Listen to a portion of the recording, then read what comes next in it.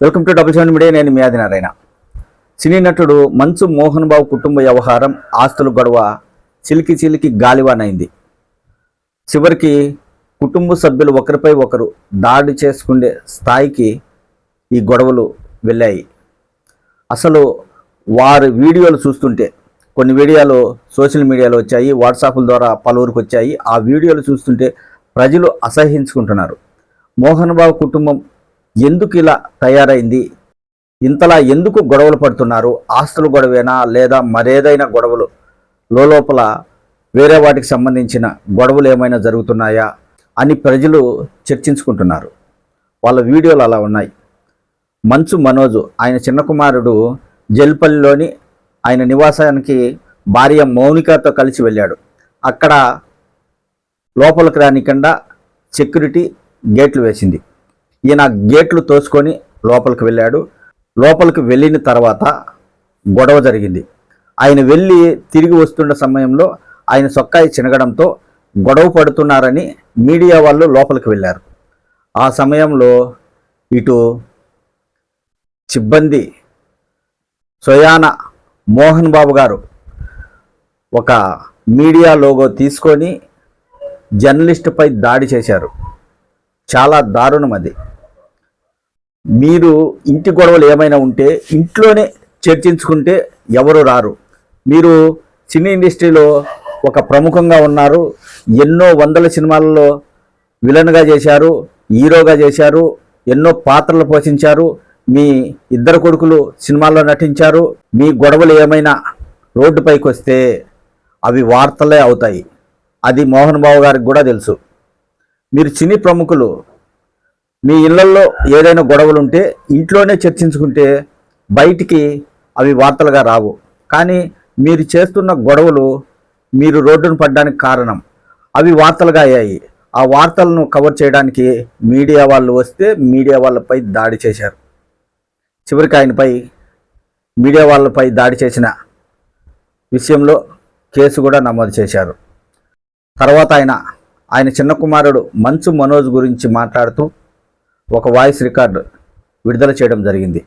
మంచు మనోజు, నిన్ను చిన్నప్పటి నుంచి ఎంతగా ప్రేమగా చూసుకున్నాను, గుండెలపై తన్నావు, తాగొచ్చి గొడవలకు పాల్పడతావా, నాయనంటే భయం లేదా, అన్నంటే భయం లేదా, నాయన మీదకి వస్తావు, అన్న మీదకి వస్తావు, మీ అమ్మకు ప్రాణం బాగలేదు అంటే ఆరోగ్య పరిస్థితి మీ అమ్మకు బాగలేదు, ఆమె హాస్పిటల్లో ఉంది, ఆమె ఆరోగ్యం బాగయ్యాక మా దగ్గరున్న మీ బిడ్డను పోలీసుల ద్వారా మీ భార్యాభర్తలకు అప్పగించడం జరుగుతుంది, తాగొచ్చి దాడులు చేస్తున్నావు, విద్యా సంస్థలపై అనవసరంగా ఆరోపణలు చేస్తున్నావు, మా నాన్న అంటే మోహన్ బాబు గారి వారి నాన్న నాకేమీ ఆస్తులు ఇవ్వలేదు, ఈ ఆస్తులన్నీ నేనే కష్టపడి సంపాదించాను, నేను ఇష్టమైతే ఇస్తాను, లేకుంటే ఎవరికైనా దానం చేస్తాను, మీ ముగ్గురికి ఆస్తులు సమానంగా పంచుతాను, లేదంటే ఎవరికైనా దానం చేసుకుంటాను,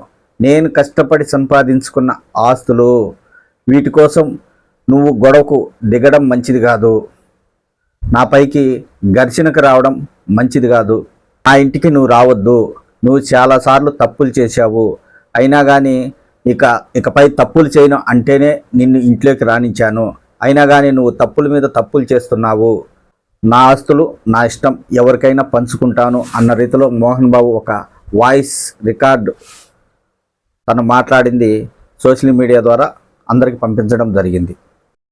ఆస్తు తగాదాలకు సంబంధించి సినీ ఇండస్ట్రీలో ఇంత దారుణంగా ఎవరు గొడవకు పాల్పడలేదు. ప్రముఖులకు సంబంధించి ప్రతి ఇళ్లలో ఆస్తి గొడవలు ఉంటాయి. ఎందుకంటే వాళ్ళు కోట్లాది రూపాయలు ఆస్తులు సంపాదించింటారు కాబట్టి కొడుకులు కానీ కూతుళ్ళు కానీ ఉంటే వాళ్ళకి సరి సమానంగా ఆస్తులు పంచాలని, కొంతమందికి తక్కువగా పంచినప్పుడు కొంతమందికి ఎక్కువగా పంచినప్పుడు గొడవలు వస్తుంటాయి. వాళ్ళందరూ ఆ గొడవలను బయటికి రాకుండా ఇంట్లోనే చర్చించుకొని వాటికి ముగింపు పలికేలా చాలామంది ప్రముఖులు చేశారు. కానీ మోహన్ బాబు గారు అలా చేయలేదు కాబట్టి ఈరోజు ఈ గొడవలన్నీ బయటకు వచ్చాయి. ఆస్తుల గొడవలు అందరూ చర్చించుకోవాల్సిన అవసరం వచ్చింది.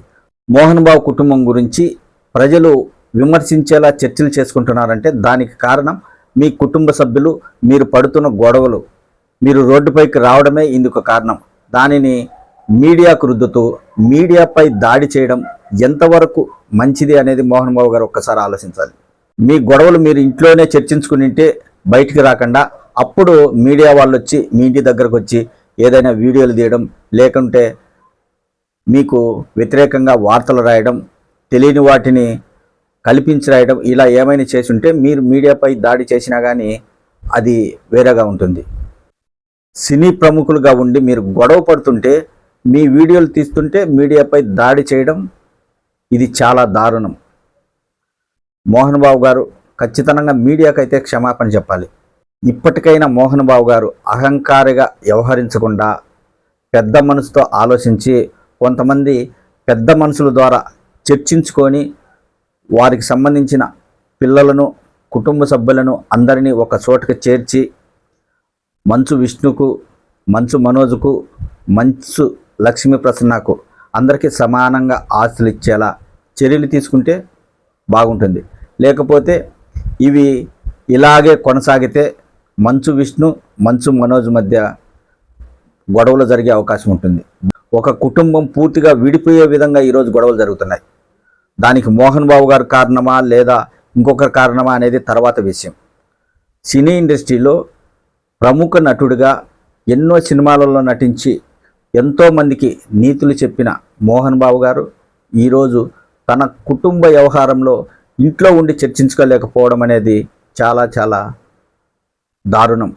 ఇప్పటికైనా మోహన్ బాబు గారు ఆలోచించి ఒక మంచి నిర్ణయం తీసుకోవాల్సిన అవసరం ఉంది.